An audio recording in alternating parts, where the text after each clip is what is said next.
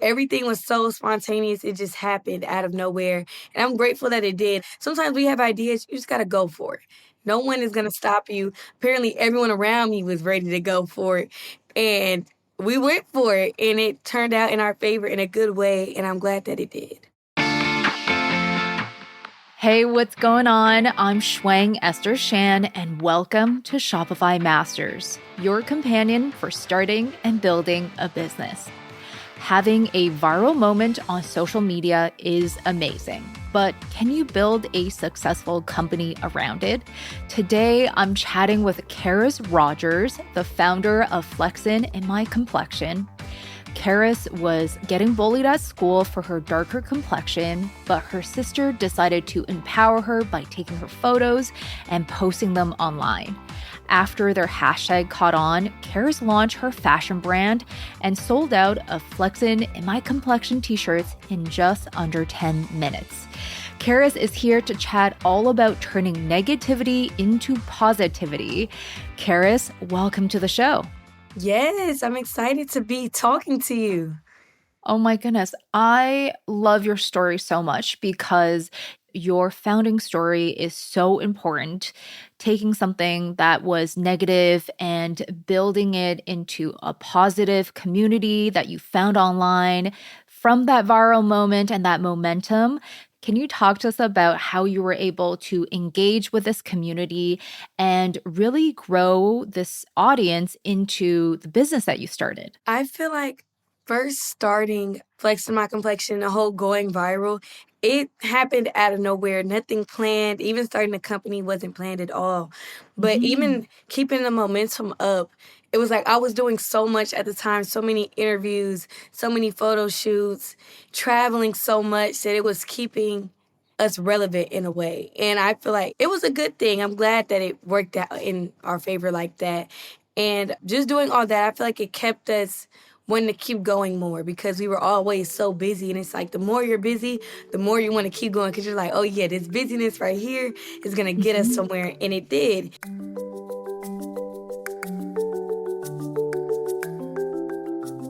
And I feel like consistency is key. And so keeping people looking at you or having creative photo shoots and doing things like that, it keeps people engaged. And I feel like that's something a lot of brands and a lot of influencers should be doing.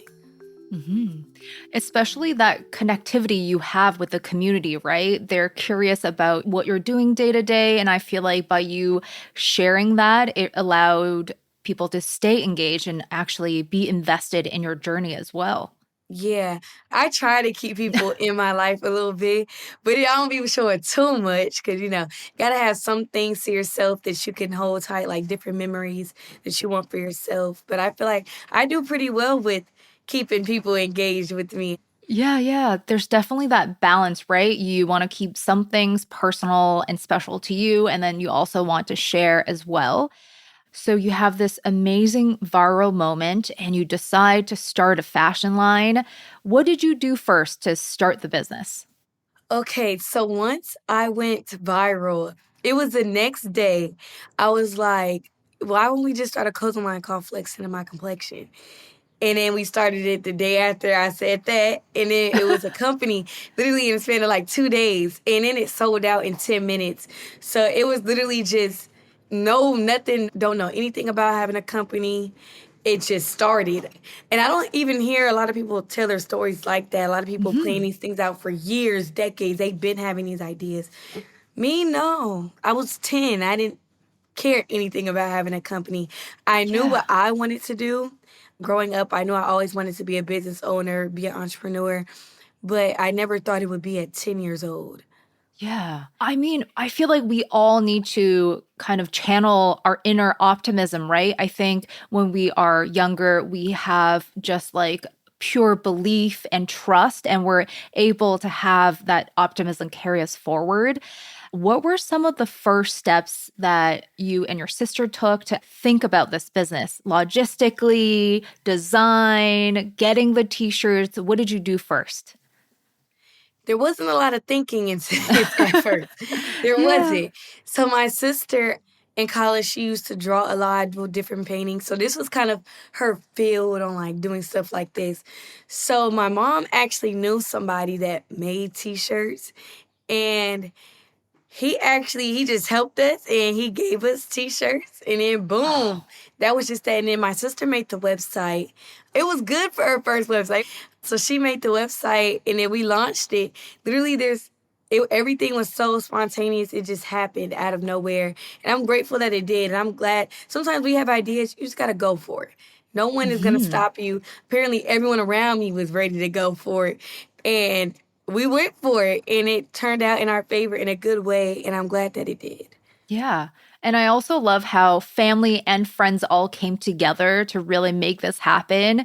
Do you remember the moment where you got an order from a stranger from somewhere far away and you're like, wow, someone is actually giving their money and they love our design and they want to support our brand? Africa, Australia, all those places I have never been. I'd be like, how do you even know my name? Like, it's just so crazy to me, like all these different opportunities and all these different people supporting me. And it's like, it just came from being in this little tiny house in LA and one day having a company and just these little tiny ideas and just going for it. And so many people are being inspired by it. And it's like people that say they're inspired by me, I'm inspired by. And it's just so crazy. It's still so real to this day. Mhm.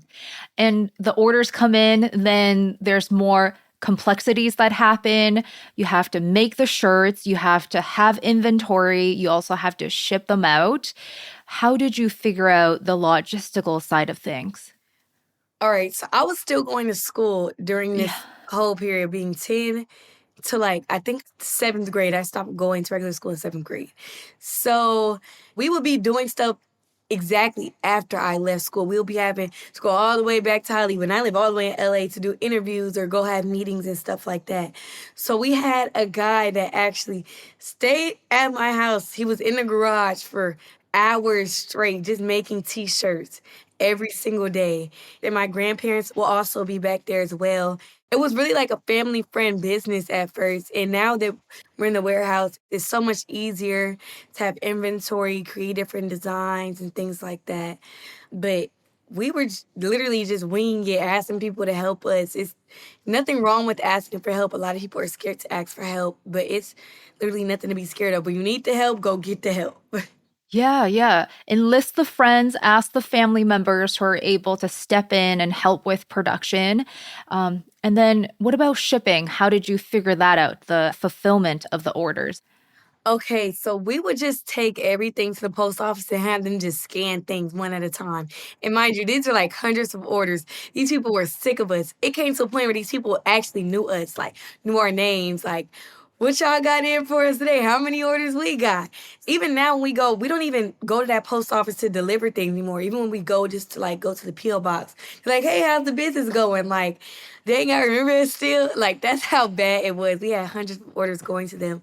They were like, you could just give us a form and just scan this one little code and then boom, we done. We were like, that makes life so much easier. Like. But now with the warehouse, they do everything for us. So we're kind of chilling and laying back now.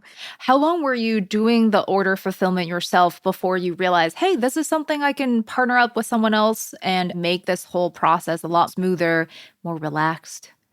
We started exactly right after COVID, and still orders are so crazy at this point. Thousands of orders on these days at this point. And just that whole time, I'm like, why are we still doing this in the garage? Like, this should be dangerous. Like, people know where I live, so people can literally come back there and just take these shirts when they want to. So it was just crazy. So now being there is way more helpful. So many more people behind us helping us with different ideas, keeping us on our toes. Mhm. So it's way better now. So get the help, like I said. Yeah. Obviously, you were in operation for a few years before you were able to take that jump and work with a warehouse and have a partner in production and fulfillment. When you and your family were looking into this partnership, what were some of the things you wanted to look for in an ideal partner? Someone that had lots of experience. This warehouse, Mm. they've worked with people like her, Nicki Minaj. So, they have the experience of having bulks of orders coming in every day. So we wanted someone with lots of experience, but also taking into consideration that we will be giving them lots of money as well. So I Yeah. feel like we're investing a lot of money. And so it was just a long thinking process. Like, we got to get these people this certain amount of money every month. And so thinking that, I'm like, dang, that's a lot of money. But like, you got to take the risk sometimes. And it's a Mhm. great risk that we had to take. And I'm happy that we're still taking it and able to take the risk, even having a company that's been around for almost 7 years because I'm 17 now. So, of course, I love the fact that when you're thinking about these partnerships, you're looking at their past experience. You're also weighing the pros and cons of investing into this partnership. Because you were still in school, there were so many, I guess, like balancing acts you had to do. What's your advice for those who might be working full time, going to school full time, and they're also running a business? Ooh, my advice would be don't stop. There was nights I had to do schoolwork, essays, and I'm like, oh yeah, I'm not getting this done. But I have to get it done because at the end of the day, there's things to be done. There's people that are out there wanting their orders, people out there that I'm inspiring. There's things that I want to accomplish in life. And when you have lots of things to accomplish and things you want to get done, there's a lot of sacrifices that come with that. Not having a lot of time to yourself, not being able to go out with friends as much as you used to. And so there was a lot that I had to take in for myself, especially being so young. And these were hanging out with friends is like the biggest thing. This was Mhm. my life. I gotta go hang out with my homegirl on Saturday. No, on Saturday, I gotta be in Washington, D.C.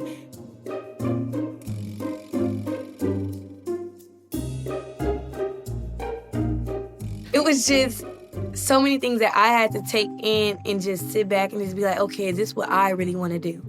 And if this is something that you really want to do, go on and do it. Because literally, you're your biggest enemy. You're your biggest hater. So when you sit there and you're the reason that you didn't do something that you knew could have been big, you need to sit there and reflect, write in a journal, or do something because something that you want to do is inspiring somebody else and it's helping somebody else's life. You're creating a new path for somebody to come behind you. Do the same thing you just did, maybe even better. But you're going to be proud that you did that because everything happens for a reason. I really enjoyed hearing your business and personal journey, and we're going to get into it even deeper. I would love to take a moment to thank our listeners for tuning into the show. Wherever you're listening now, take a moment and subscribe to Shopify Masters and share this episode with a friend. And you can also leave us a review with some feedback for today's episode. Thank you so much. So the brand has been running for over 7 years and the team has grown as well. What are some tips for maintaining a healthy environment when you're working with your loved ones and your family, as well as incorporating those new hires onto the team? I feel like we keep everybody separate. Every Mm, team has their own thing that they're supposed to be doing. I have multiple management teams, multiple agents, multiple different people that work for the company. And so when we have all that, I feel like it's easier to make different group chats. Everybody don't need to be blended. yeah. Yeah. So I just feel like it helps keep everybody on their toes. Everybody knows what they're supposed to be doing. You're not supposed to be creating designs. You're supposed to be sending out emails. So everyone has their own different job and things that they're supposed to be doing, and I feel like it helps keeps everybody organized. And I feel like we have such a great team behind us, and mainly at first it just being my sister and my Mhm, mom, and my sister was really the one doing everything. She still kind of is, but she has people that can help her. And I feel like it's good to expand your team, mhm. but people that you trust. We ran through a lot of people that we was just like, so I knew that they wasn't right, but my sister and my mom probably was like, no, like they're good. And I'm just like, nah, something ain't right about them. Something a little off. But you're gonna go through that multiple times. Don't let that one person stop what you got going on. You gotta keep going after that. They ain't stopping nothing at Yeah. all. it's all about the fit, right? You know, someone might be a good friend, but they might not be a good person to work together with on a school project or a business. And you kind of have to figure that out when you're running a business. So I'm really glad that you mentioned that as well. Of course, over the 7 years, you have grown up with the business, and I think the journey evolves. Your community is also growing up with you. So, how have you developed your storytelling or the brand as you've gotten older as well? Great question. Because I haven't actually talked about this with anyone. Me and my family, I talked about that a lot in the house. Mhm. The story is supposed to grow with you. And growing up, my story was starting out that I was being bullied for my dark skin color. Now it's like, what do we do now? Because that was the story then, but you've overcame that. You've grown from that. Your confidence is at a high now. What Mhm. is it going to look like now? And what am I like now? My confidence, my self esteem is way higher. I feel like now I want my story to be more about self love and being more yourself and not letting what other people say about you get into your head. Yeah. And now that I'm about to turn 18, it's like people still see me as the sweet, young, innocent little girl. And I'm still that, but I'm about to turn 18 now. And it's how do I venture from doing kid type brand deals and venturing out to doing more high fashion things and things I'm really, really interested in now. And Mhm. that whole thing, I feel like I'm still trying to figure it out a little bit.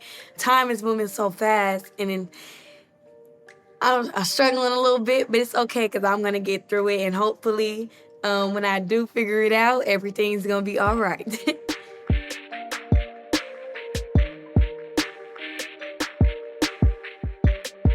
I mean, you're stepping into adulthood, and I feel like your focus now about self acceptance and self love, that's something that it's a lifelong process that we have to do. So I think that theme is going to guide you to where you want to be next, and it's going to be very special. I know that this whole business kind of started because of social media. And I feel like for new founders who are already stressed out about running a business, they feel intimidated to also run different social channels. What is your advice for approaching Instagram, TikTok, starting their social media at the same time of managing a business? Stay consistent and do things that will catch people's eyes. People have short attention, anything, and I do. I know I do. So you need to do something that's going to catch people's eye in the first 5 to 10 seconds. Because when I'm watching something, I like to be very interested right when I scroll. And so a lot of things that catch my eye are funny videos or super creative videos that I see are very well thought out. And I feel like that's very important, but you have to stay consistent. Don't be afraid of your content because some things that you think won't do well be the things that do well. And I've learned that myself because I'd be like, that wasn't even that good. Like, those photos wasn't that pretty. Like, they could have been better. Watch that be something everybody like. And you just have to go for it. And don't think too hard on the content though. Cause sometimes people can tell when you're thinking too hard about it and you're doing too much. So don't do too much, but don't do too little. Be right in between. Find your mark. Find what your followers or your fans are interested in. Cause everyone's algorithm are different. Be authentic. Don't take other people's content. If you do, make it your own. Cause I might have seen that video like 3 videos ago, and I'm like, okay, I see what you did there. But make it your own. You know, use different sounds that are trending, different songs. There's new songs that come out every Friday. One of those songs is gonna be trending. And just be very strategic about what you're doing, but be consistent. A lot of the times I feel like people think that they need to create content for a certain algorithm or what the general public like, but by you understanding your community and your followers and posting the content that you enjoy and they enjoy, I feel like that's allowed you to actually grow as well and build up this community even more. once I realized the things that I liked and realized that other people were liking it as well, it made me more excited to do it. The momentum of it is like, oh yeah, that did good. Oh yeah, I'm about to eat y'all up with another one real quick. Go back to the drawing board, do something cute. We have so many photo shoots and different reels in mind that we're supposed to be doing, and I can't wait for everyone to see them because it's things that I really like doing. I just, like I said, I love being in front of the camera. I feel like it's kind of my thing. It's been my thing my whole life. And now that I feel like I'm really, really confident to sit there and post these photos, knowing that if someone was to say something negative, I ain't gonna care. And I'm glad that I'm at that point because I wasn't like that a few years ago. So I could definitely see the growth in me and in my followers as well. Yeah. And I feel like there's also a diversification within the content that you post, right? You're sharing about your speaking engagements, you're sharing about your modeling, and you're sharing about your collaborations with different brands. So, talk to us about trying out different content on the different channels that you have. Being consistent with what you want to post in between, you have a brand to post at the end of this week. You better figure out what you're going to be posting before you post this brand deal and right after you post this brand deal. Even in February, I posted a brand deal, but I didn't post after that brand deal. And then when I just posted something yesterday, it didn't do too well because I didn't post in between posting that brand deal. And so you got to realize when you peep little things, you're like, okay, I see what I got to do there. And now I know what to do different next time because I know what's going to be a next time. And of course, the initial hashtag was on Twitter, and also a lot of businesses are experimenting with TikTok. What's your advice on those other platforms? I like TikTok algorithm. I wish their algorithm was on Instagram. I wish they were the same algorithm. But it's not. Sometimes you gotta figure out how to work the algorithm. And the algorithm changes, I feel like, every day. Yeah. Constant reevaluation, constant reexamination of your performance to your point, and then thinking about what to post next as well. Um, and of course, I feel like the beginning of your journey was all about sharing that vulnerability and sharing something that was very personal out with the public. What advice do you have for founders who might be shy and they don't want to really talk about a lot of behind the scenes stuff, but they know that it helps to actually build the business? How can they be a little bit more open or vulnerable with their communities? Don't be afraid to speak. I'm not afraid to speak. I love talking, but that took me a long time to even get to this point. Like I said, I wasn't always like this, being able to speak to people and being confident enough to even, tell my story or still being sad about what I'm speaking about.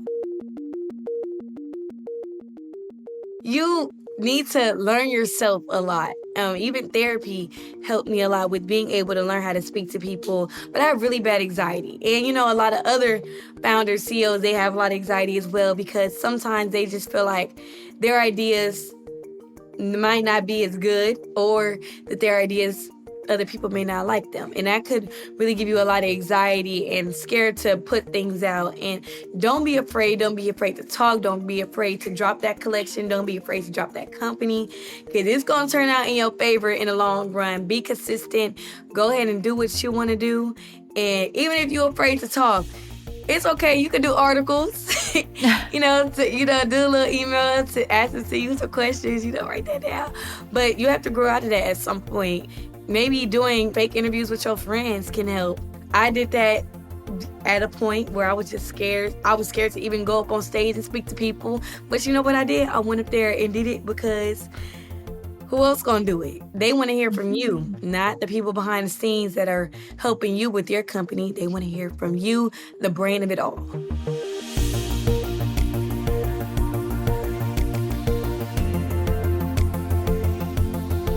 Love it. Love also the exercise of having those fake interviews with your friends. I feel like that's how I started. So, yeah. And I think a lot of our listeners are new to business and they might feel like they're not represented in a competitive industry or category, but they do have new ideas and they want to help solve a problem. What's your advice for them? If you feel like you're not represented in the business that you want to get into, honestly, sometimes that's a good thing Mm, because when there's no one like you, you have no competition but yourself. And that goes into like the makeup industry. When Rihanna dropped Fenty, there was no other makeup brands that had so many foundation colors as she did. Mm-hmm. She was her own competition. And look at everybody. Everybody trying to do what she was doing. You know? So now she the leader of the pack. So, you know, you just got to go in and go. And don't be afraid of what you're doing. Just go for it. No one can stop you but yourself. Those people that are doing it and you coming in with something different but in that same business, Mm-hmm. girl, oh yeah, it's gonna work out real good. Shoot. And that's something I kind of didn't. There was no one like me that had a story like mine that took that negative and turned it into a positive. There weren't 10-year-olds like that. There were 40-year-olds, 50-year-olds starting these companies that had these stories or writing these books. But here comes this little 10-year-old. She knocking everybody down. So it's like you're your own competition. And at that point, I'm my own competition, even still to this day. So don't be afraid and go out and do it and watch everybody. They're going to be stealing your ideas. And you're going to be glad that they are. Yes, love it. I love it so much. And I know that we talked a little about this throughout the interview where you've managed this company for 7 years now. And I do sense that you are at a chapter of change where you're thinking about what you personally want to do next and what you possibly want to do with the company. What exercises are you doing for yourself to help you realize what the goals are for the next chapter? What are helping me realize the next goals for the next chapter is definitely praying. Praying, praying, praying. When I feel like sometimes you got to sit there and you got to take time to yourself just to pray. Because I don't have all the answers, but I know there's someone else who does. And that's someone who knows what's going to happen next to me. And I just have to sit there to myself and just know I don't have to stress myself out about this 24/7. I just got to keep going with the flow and just see what happens next and not beating myself up because I don't know what I'm going to do with my life or that I thought I had my life planned out, but coming down to it, I really don't.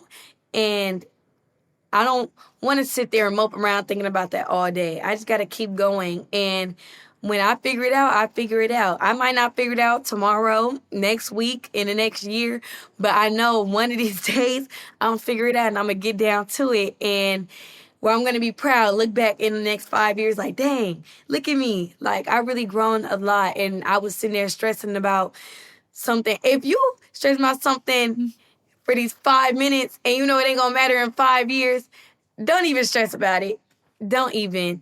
If you believe in God, just sit there and pray. If you want to sit there and journal, sit there and journal. Write down your thoughts. If you want to go talk to somebody, go talk to somebody. It's all okay. Whatever your coping system is, go out and just go do it. Have those moments of reflection and also look for ways that could help you to not stress so much. Well, thank you so much for sharing your story with us, Kheris. Yes, thank you so much for having me. Such a great discussion. That's Kheris Rogers, the founder of Flexin In My Complexion. Thank you so much for tuning in to Shopify Masters. Our show is produced by Gogo Zoger and Megan Coyle. Our engineers are Matt Shorts and Miku Betlam. Benjamin Gottlieb is our managing producer, and I'm your host, Shwang Esther Shan. Don't forget to come back every Tuesday and Thursday for brand new episodes of Shopify Masters. And if you're still listening, share this episode with a friend. Thank you so much.